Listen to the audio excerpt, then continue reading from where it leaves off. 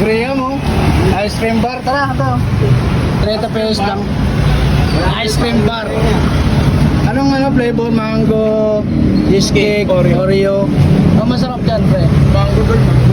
Ang masarap. Ang best seller mo dyan? Mangga. Gusto na eh. Mangga. Sige, ano ako dito? Mangga ako, mangga. Isa. 30 lang, 30.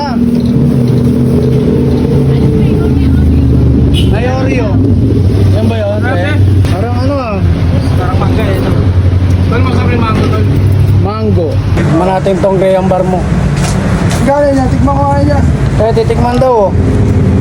Oreo yan. Oreo. Kaya gusto nyo ba? Ilan pa? Isa lang. Yan oh. Mango flavor.